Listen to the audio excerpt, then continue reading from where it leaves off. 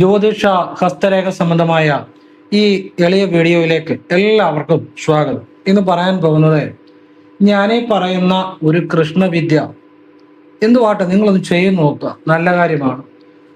ഭഗവാൻ കുചേലൻ കൊടുത്ത എന്ത് അനുഗ്രഹമാണോ നിമിഷ നേരം കൊണ്ട് ഭഗവാൻ കുചേലനെ കുബേരനാക്കി മാറ്റി. നിങ്ങളെ ഓരോരുത്തരെയും ഭഗവാൻ കുബേരന്മാരാക്കി മാറ്റുമെന്നുള്ളതാണ്.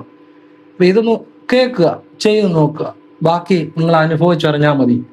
അതുപോലെ ലക്ഷങ്ങൾ കൊടുത്താലും കിട്ടാത്ത, ലോകത്ത് ആരും പറഞ്ഞു തരാത്ത ഒരു അത്ഭുതമായ കൃഷ്ണവിദ്യയാണ് പറയുന്നത്. നിങ്ങളത് കേൾക്കുമ്പോൾ, ഇപ്പൊ ഞാൻ പറയുന്നുണ്ടല്ലോ, കേൾക്കുമ്പോൾ നിങ്ങൾക്ക് മനസ്സിലാവും ലോകത്ത് ആരും പറഞ്ഞു തരാത്ത വിദ്യയാണ് പറഞ്ഞു തരുന്നത്. അപ്പൊ ഞാനത് എന്തുകൊണ്ട് പറഞ്ഞു തരുമെന്ന് ചോദിച്ചാൽ, ഞാൻ ആ ഓരോ ശ്വാസത്തിലും ശിവരാജയോഗം ചെയ്യുന്ന ഒരു ഒരു ഭഗവാനെ മാത്രം ചിന്തിച്ച് ജീവിക്കുന്ന ഒരു ആളാണ്. അപ്പം ശിവനെ ഞാൻ പ്രാണനിൽ ഉപാസിക്കുന്നെങ്കിലും ശിവനും വിഷ്ണുവും എല്ലാം ഒന്ന് തന്നെയാണ്. ആ കൃഷ്ണ ഭഗവാനോടും അതേ ഭക്തിയോടെ, അതേ സ്നേഹത്തോടെ, അതേ ബഹുമാനത്തോടെ തന്നെയാണ് ഞാൻ ഈ കൃഷ്ണവിദ്യ നിങ്ങൾക്ക് പറഞ്ഞു തരുന്നത്. തീർച്ചയായിട്ടും നിങ്ങളുടെ എല്ലാ ജീവിതത്തിൽ ഇത് ഉറപ്പായിട്ടും പ്രയോജനപ്പെടും. ഇതാരും ഇതുപോലെ നിങ്ങൾക്ക് പറഞ്ഞു തരത്തില്ല. നിങ്ങളത് ആവശ്യം ഉള്ളവർ, കാണുന്നവരെ, ചെയ്യുന്നവരെ എല്ലാം ജീവിതത്തിൽ നിങ്ങളെല്ലാം ഭഗവാൻ സമ്പത്തിന്റെ കുബേരന്മാരാക്കി മാറ്റും. മാത്രമല്ല, പരമമായ ഭഗവാന്റെ അനുഗ്രഹം, മോക്ഷം, പരമമായ ഐശ്വര്യം എല്ലാം നൽകുന്ന ഒരു വിദ്യയാണ്. മുഴുവൻ കേട്ടിട്ട് ചെയ്യാവുള്ളൂ, അറ്റം മൂലം കേട്ടിട്ട് ചെയ്യരുത്. കാരണം അത് പ്രയോജനമാവും മുഴുവൻ കേട്ടിട്ട് ചെയ്താൽ. അപ്പൊ എല്ലാവരെയും നിങ്ങൾക്ക് ഈ കിട്ടുന്ന അറിവുകൾ, പരമമായ അറിവുകൾ നിങ്ങൾ നല്ല നല്ല ആളുകളിലേക്കും പറഞ്ഞു കൊടുക്കണം. എല്ലാവർക്കും ഭഗവാന്റെ അനുഗ്രഹം ഉണ്ടാകട്ടെ. അതിനു മുമ്പ് ഒരു കാര്യം കൂടെ പറഞ്ഞിട്ട്, ഞാൻ നേരിട്ട് കൺസൾട്ടിങ് അല്ല, വാട്സപ്പ് വഴി മാത്രമേ ഉള്ളൂ. സംഖ്യാ ജ്യോതിഷം, ഹസ്തരേഖ, ഗ്രഹനില ഇതൊക്കെയാണ് ഞാൻ വിശകലനം ചെയ്യുന്നത്. നിങ്ങൾക്ക് ചെയ്യാൻ താല്പര്യമുള്ളൊരു വാട്സപ്പ് ഇടുക. ഫ്രീ ആകുമ്പോൾ ഞാൻ റിപ്ലൈ തരും. ചെയ്യുന്ന രീതി പറയും. ഞാൻ നല്ല കാര്യങ്ങൾ മാത്രമേ പറയാറുള്ളൂ. അത് കേട്ടിട്ട് ആവശ്യമുള്ളവർ ചെയ്യുക, അല്ലെങ്കിൽ ചെയ്യാതിരിക്കുക. പിന്നെ ലളിതമായി ക്ഷേത്രത്തിൽ ചെയ്യാവുന്ന നല്ല വഴിപാടുകളെ പറയാറുള്ളൂ. ലളിതമായി ചെയ്യാവുന്ന നല്ല പ്രാർത്ഥനകൾ, ഇതൊക്കെ രീതി പറയും. ചെയ്യുന്ന രീതി കേട്ടിട്ട് ആവശ്യമുണ്ടെങ്കിൽ ചെയ്യുക, അല്ലെങ്കിൽ ചെയ്യാതിരിക്കുക. എല്ലാവരും വാട്സപ്പ് എനിക്ക് നോക്കാൻ സമയമില്ല. ചിലത് വാട്സപ്പ് ഞാൻ എടുത്താൽ പോലും വോയിസ് കേൾക്കാനോ വായിക്കാനോ ഒന്നും എനിക്ക് സമയം ഉണ്ടാവില്ല. അതുകൊണ്ട് തന്നെ പറ്റുന്നവർക്ക് റിപ്ലൈ തരും. എല്ലാവർക്കും ചെയ്യാൻ പറ്റത്തില്ല. ചെയ്യുന്ന രീതി പറയും. ആവശ്യമുള്ളവർ ചെയ്യുക, അല്ലാത്തവർ ചെയ്യണ്ട. അത്രേ ഉള്ളൂ. നിങ്ങൾക്ക് എന്തെങ്കിലും ഒരു അത്യാവശ്യം ഉണ്ടെങ്കിൽ വാട്സപ്പിൽ ചുരുക്കി ഒരു ചെറിയ വോയിസ് ആയിട്ട് ഇട്ടാലും എൻ്റെ ശ്രദ്ധയിൽപ്പെടുകയാണെങ്കിൽ ഞാൻ അതിന് മറുപടി തീർച്ചയായിട്ടും എനിക്കറിയാവുന്ന നല്ല പരിഹാരം പറഞ്ഞു തരും. അതിന് ഫീസും കാര്യങ്ങളും ഒന്നുമില്ല. വിശകലനം, ഹസ്തരേഖ, സംഖ്യാ ജ്യോതിഷം, ഗ്രഹനില, അതിന് വിശകലനം ചെയ്യുന്നതിന് മാത്രം ചെറിയ ഒരു തുക, ഒരു നിശ്ചിത തുകയേ ഉള്ളൂ. അതും എത്രയോ മെനക്കെട്ട് നമ്മൾ ചെയ്യുന്നതിനേക്കാൾ ചെറിയൊരു നിശ്ചിത ഒരു തുകയെ പറയത്തുള്ളൂ. അതും എല്ലാവരുടെയും ചെയ്യാൻ പറ്റത്തില്ല. അത് മുൻഗണനാക്രമത്തിലാണ്. അപ്പം ഇങ്ങനെയാണ് സാഹചര്യം. ഫോൺ വിളിച്ചാൽ കിട്ടത്തില്ല, നേരിട്ട് വന്നാൽ നോക്കാനും സാധിക്കത്തില്ല. ഇനി ഒരു കാര്യം കൂടെ പറഞ്ഞിട്ട് വീഡിയോയിലേക്ക് വരാം. ലോകത്ത് സമാധാനം പുനഃസ്ഥാപിക്കുവാനും സമാധാനം പുലരുവാനും സർവേശ്വരനോട്, ഈശ്വരനോട് നമുക്കൊരു നിമിഷം പ്രാർത്ഥിക്കാം. എല്ലാവർക്കും, ലോകത്തെല്ലാവരിലും സമാധാനം ഉണ്ടാകട്ടെ. ഈശ്വര, ശിവ. ഓം നർപ്പവി നർപ്പവി നർപ്പവി. ഈശ്വരൻ അത്ഭുതം പ്രവർത്തിക്കട്ടെ. ലോകത്തെല്ലായിടത്തും സമാധാനം ഉണ്ടാകട്ടെ എന്ന് പ്രാർത്ഥിക്കുന്നു. നിങ്ങൾ ഓരോരുത്തരും മനസ്സുകൊണ്ട് പ്രാർത്ഥിച്ച് ഓം നർപ്പവി നർപ്പവി നർപ്പവി എന്ന് പറയുക. നർപ്പവി എന്ന് വെച്ചാൽ നല്ലത് ഭവിക്കട്ടെ. തമിഴ് മന്ത്രമാണ്, സിദ്ധമന്ത്രമാണ്. എല്ലാവരുടെയും പ്രാർത്ഥനകൾക്ക് ഫലം കാണും. എല്ലാ മനുഷ്യരും സന്തോഷമായിരിക്കട്ടെ. എല്ലാവർക്കും സമാധാനം ഉണ്ടാകട്ടെ. ലോകം മുഴുവൻ സമാധാനം ഉണ്ടാകട്ടെ. നമുക്ക് ഹൃദയത്തിന്റെ ശുദ്ധിയോടെ ഈശ്വരനോട് പ്രാർത്ഥിക്കാം. എല്ലാവരുടെയും പ്രാർത്ഥന ഫലം കാണും. എല്ലാവരോടും പ്രാർത്ഥിക്കുമ്പോൾ അത് ഫലം കാണും. ഈശ്വരന്റെ കരങ്ങൾ പ്രവർത്തിക്കട്ടെ. സമാധാനം പുലരട്ടെ എന്ന് പ്രാർത്ഥിക്കുന്നു. ഇനി വീഡിയോയിലേക്ക് വരികയാണ്. അവിടെ കൃഷ്ണവിദ്യയാണ് പറഞ്ഞു തരാൻ പോകുന്നത്. നിങ്ങൾ ഈ വീഡിയോ മുഴുവൻ കാണണം കേട്ടോ. ഈ വീഡിയോ കാണുന്നത് നിങ്ങളുടെ ഒരു പരമമായ ഭഗവാന്റെ അനുഗ്രഹം കിട്ടും. അത് സംശയമൊന്നും വേണ്ട. കാരണം ഞാൻ ഈ വീഡിയോ ചെയ്യുന്നത് ശരിക്കും പറഞ്ഞാൽ ഭഗവാൻ തന്ന ഒരു ഉൾക്കാഴ്ച കൊണ്ടാണ് ഇത് പറഞ്ഞു തരുന്നത്. അപ്പൊ നിങ്ങൾ വിചാരിക്കും ഇദ്ദേഹത്തിന് ഭഗവാൻ എന്ത് ഉൾക്കാഴ്ച കൊടുക്കുന്ന? ശിവനും വിഷ്ണു എല്ലാം ഒന്ന് തന്നെയാണ്. ഞാൻ ശിവരാജയോഗമാണ് ചെയ്യുന്നത്. പക്ഷെ ഭഗവാൻ എല്ലാം ഒന്ന് തന്നെയാണ്. ശിവനെ എങ്ങനെ ഞാൻ എത്ര സത്യസന്ധമായി പ്രാർത്ഥിക്കുന്നു അതുപോലെ തന്നെയാണ് നാരായണനെ. എല്ലാം ഒരുപോലെ തന്നെയാണ്. ദേവിയെ അതുപോലെ തന്നെയാണ്. എല്ലാം ഒരുപോലെ തന്നെയാണ്. അപ്പം ഭഗവാന്റെ വിദ്യ പറഞ്ഞു തരാം. നിങ്ങളുടെ ഈ പുരികത്തിന്റെ മധ്യത്തില് ഇത് കണ്ടല്ലോ, ഈ പുരിക മദ്യം, ഈ മധ്യത്തില് നിങ്ങൾ മനസ്സുകൊണ്ട് കണ്ണടച്ച് ഒരു വെള്ള പ്രകാശം സങ്കല്പിക്കുക. പൊട്ടുപോലെ ഇവിടെ പുരിക മധ്യത്തില് പൊട്ടുപോയൊരു വെള്ള പ്രകാശം സങ്കല്പിക്കുക. രണ്ട് പുരികങ്ങളുടെ മധ്യത്തിൽ ആ വെള്ളപ്രകാശത്തിൽ അത് ഭഗവാനാണ്, ഭഗവാൻ കൃഷ്ണനാണ് എന്ന് മനസ്സുകൊണ്ട്, ആ വെള്ളപ്രകാശം ഭഗവാൻ കൃഷ്ണനാണെന്ന് മനസ്സുകൊണ്ട് സങ്കല്പിച്ച് നിങ്ങൾ വാ കൊണ്ട് ഒരു തവണ ഗോവിന്ദ എന്ന് പറയുക. ഗോവിന്ദ. എന്നിട്ട് നിങ്ങളുടെ ഇടതു ഭാഗത്തേക്ക് കണ്ണൊന്ന് ചലിപ്പിക്കുക. എന്നിട്ട് ഗോവിന്ദ എന്ന് പറയുക. വലതു ഭാഗത്തേക്ക് കണ്ണൊന്ന് ചലിപ്പിക്കുക. രണ്ട് കണ്ണുകളും ഗോവിന്ദ എന്ന് പറയുക. ഇതൊരു തവണ ചെയ്യുക. പിന്നെ ഒരു തവണ മനസ്സുകൊണ്ട് കൂടി ഇത് ചെയ്യുക. കണ്ണടച്ച് ഇത് കണ്ണ് തുറന്നും ചെയ്യാം, കുഴപ്പമൊന്നുമില്ല കേട്ടോ. ഞാൻ കണ്ണടച്ച് പറയുന്നില്ല, കണ്ണ് തുറന്നുകൊണ്ട് ചെയ്യാം. നെറ്റിയുടെ മധ്യഭാഗത്ത് ഒരു വെള്ളപ്രകാശം സങ്കല്പിച്ച് മനസ്സിൽ ഗോവിന്ദ എന്ന്, ഭഗവാൻ ആ വെള്ളപ്രകാശം എന്ന് ഉറപ്പിച്ച് മനസ്സിൽ ഗോവിന്ദ എന്ന് പറയുക. എന്നിട്ട് കണ്ണ് തുറന്നിട്ട് ഇടത് സൈഡിലോട്ട് നോക്കുക, വലത് സൈഡിലോട്ട് നോക്കുക. ഇങ്ങനെ നോക്കണം. ഇടത് സൈഡ്, വലത് സൈഡ്. ഇപ്പൊ എൻ്റെ ഇടത്ത് ഇതാണ്. വീഡിയോ കാണുമ്പോൾ ചിലപ്പോൾ വലതായിട്ട് തോന്നും, അത് വീഡിയോയിൽ എങ്ങനെ കാണുന്നതാണ്. ഞാൻ പറഞ്ഞ പോലെ നിങ്ങൾ ചെയ്താൽ മതി. നിങ്ങളുടെ ഭഗവാനെ ഇവിടെ ഗോവിന്ദ എന്ന് മനസ്സിൽ ഒന്ന് സങ്കല്പിച്ച വെള്ളപ്രകാശത്തെ പൊട്ടുപോലെ ഗോവിന്ദ എന്ന് മനസ്സിൽ ജപിച്ചിട്ട് കണ്ണ് തുറന്ന് ഇടത് സൈഡിലോട്ട് നോക്കി മനസ്സിൽ ഗോവിന്ദ എന്ന് ജപിക്കുക. വലത് സൈഡിലോട്ട് നോക്കി മനസ്സിൽ ഗോവിന്ദ എന്ന് ജപിക്കുക. അങ്ങനെ ഇടതും വലതും ഒന്ന് നോക്കണം. ഇതിൻ്റെ ഒരു രഹസ്യം ഞാൻ പറഞ്ഞുതരാം. ഈ ഗോവിന്ദ എന്നുള്ളതിൻ്റെ രഹസ്യം പറഞ്ഞുതരാം. ഇത് നിങ്ങൾ കേൾക്കണം കേട്ടോ.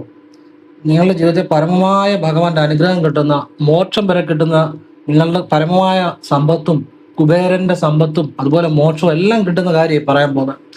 നമ്മളുടെ ഇവിടെ ഇതിൻ്റെ അകത്തേക്ക് പോകുമ്പോൾ ഇങ്ങനെ ഒരു വര വരച്ചാലും ഇങ്ങനെ ഒരു വര വരച്ചാലും നാലും കൂടുന്ന ഒരു ജംഗ്ഷനുണ്ട്. അത് ഭ്രൂമധ്യം എന്ന് പറയും.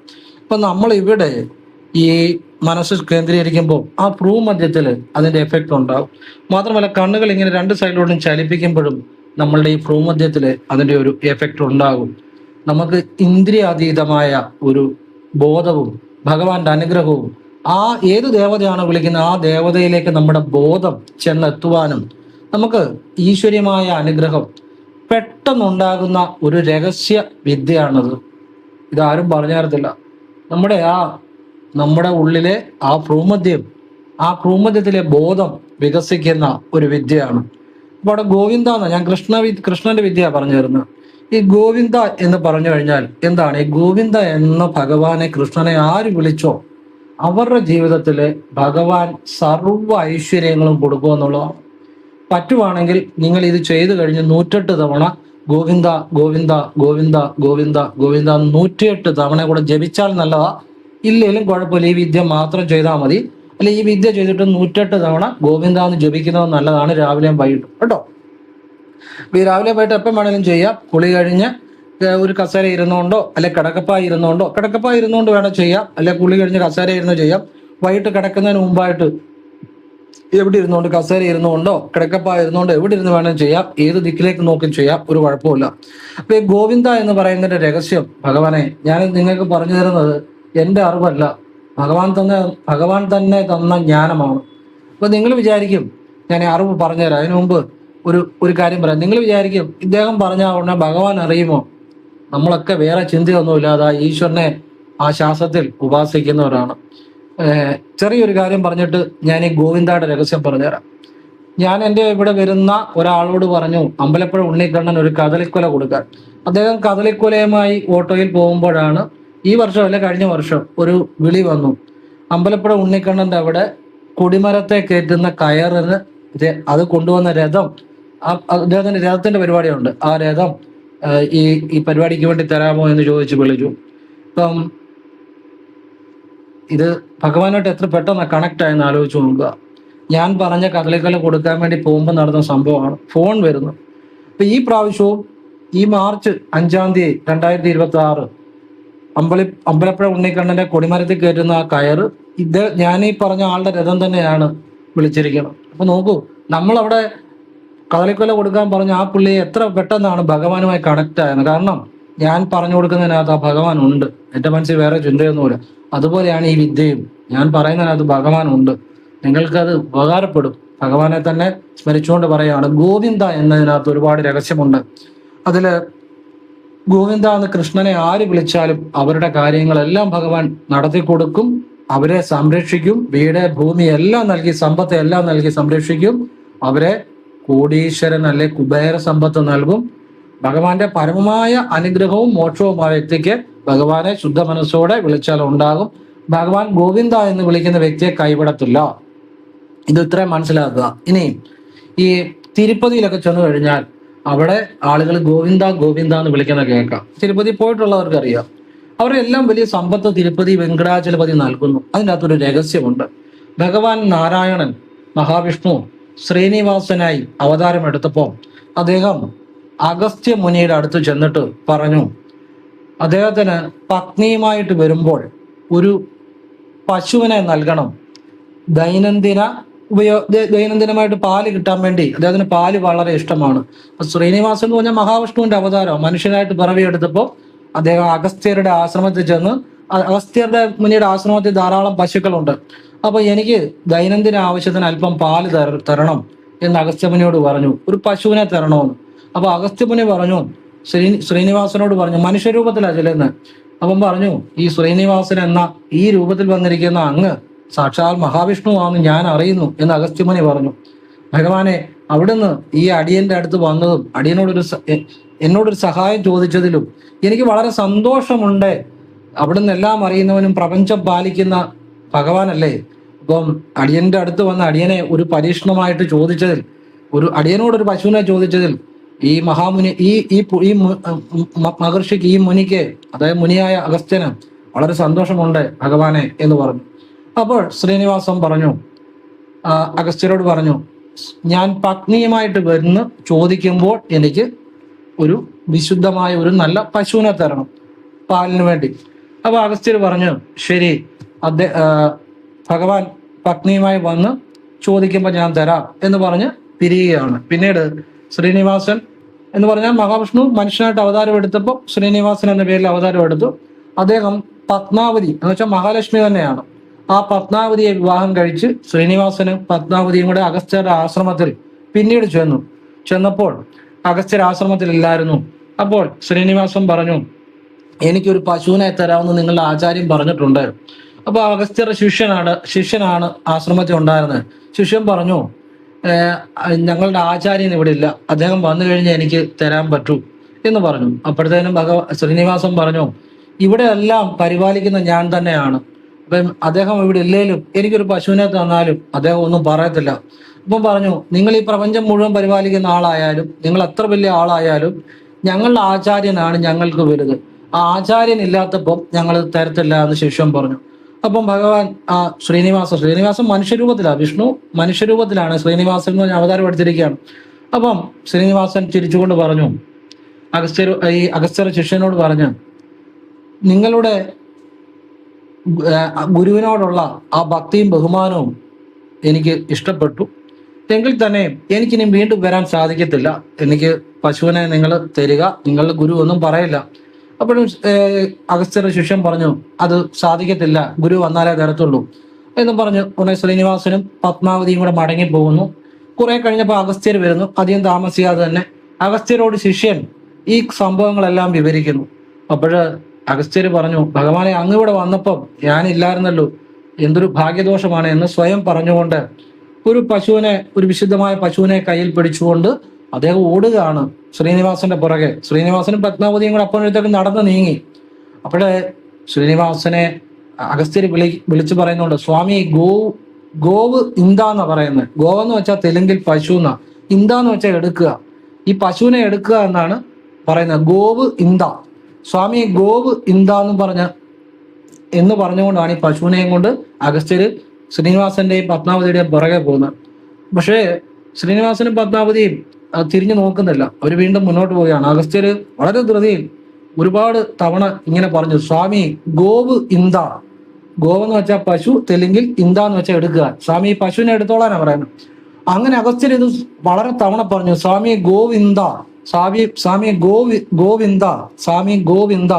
അപ്പൊ ഇത് കുറെ പറഞ്ഞു കഴിഞ്ഞപ്പോൾ ഭഗവാൻ തിരിഞ്ഞു നോക്കിയിട്ട് പറഞ്ഞു, അഗസ്ത്യരോട് പറഞ്ഞു, അങ്ങ് അറിഞ്ഞോ അറിയാതെയോ എൻ്റെ ഏറ്റവും ഇത് സ്പീഡ് പറയുമ്പോൾ ഗോവിന്ദ എന്നാവും. അപ്പം അങ്ങ് അറിഞ്ഞോ അറിയാതെയോ എൻ്റെ ഏറ്റവും പ്രിയപ്പെട്ട നാമമായ ഗോവിന്ദ ഇപ്പൊ 108 തവണ ജപിച്ചു. അതുകൊണ്ട് ഞാൻ അങ്ങിൽ സംപ്രീതനാണെന്നും പറഞ്ഞ് ഭഗവാൻ ഈ നാമം ജപിക്കുന്ന എല്ലാവർക്കും ഭഗവാന്റെ അനുഗ്രഹം ഉണ്ടാകും. ഗോവിന്ദ എന്ന നാമം ഭഗവാൻ ഏറ്റവും പ്രിയപ്പെട്ടതാണ്. ഗോവിന്ദ എന്ന നാമം ജപിക്കുന്നവർക്ക് ആര് ഭഗവാനെ ഗോവിന്ദ എന്ന് വിളിച്ചാലും ഭഗവാൻ അഗസ്ത്യരെ കൂടെ ഉറക്കും എന്നാണ് പറയുന്നത്. അപ്പൊ അഗസ്ത്യമുനിയുടെ അനുഗ്രഹം കിട്ടും, ഭഗവാന്റെ അനുഗ്രഹം കിട്ടും ഗോവിന്ദ എന്ന് ജപിച്ചാൽ. ഇത് തിരുപ്പതി വെങ്കടാചലപതിയുടെ ഒരു ഐതിഹ്യമാണ് ഈ പറയുന്നത്. അതുകൊണ്ടാണ് ഈ തിരുപ്പതി വെങ്കടാചലപതിയുടെ അവിടെ ഭക്തന്മാര് ഗോവിന്ദ ഗോവിന്ദ എന്ന് വിളിക്കുന്നത്. അപ്പൊ ഈ ഗോവിന്ദ ഗോവിന്ദ എന്ന് വിളിക്കുന്നവരെല്ലാം സമ്പന്നരാകുകയാണ്. തിരുപ്പതി വെങ്കടാചലപതിയുടെ അവിടെ പോകുന്ന ആളുകളുടെ കാര്യം നിങ്ങൾക്കറിയാം. വലിയ വലിയ ബിസിനസ്സുകാര്, വലിയ വലിയ സമ്പന്നര്, അവർക്ക് നാൾക്ക് നാൾ സമ്പത്ത് വർദ്ധിച്ചുകൊണ്ടിരിക്കുക. അവരൊരിക്കലും പുറകോട്ട് പോകുന്നില്ല. അതിന്റെ രഹസ്യം ഈ ഗോവിന്ദ ഗോവിന്ദ എന്നാണ്.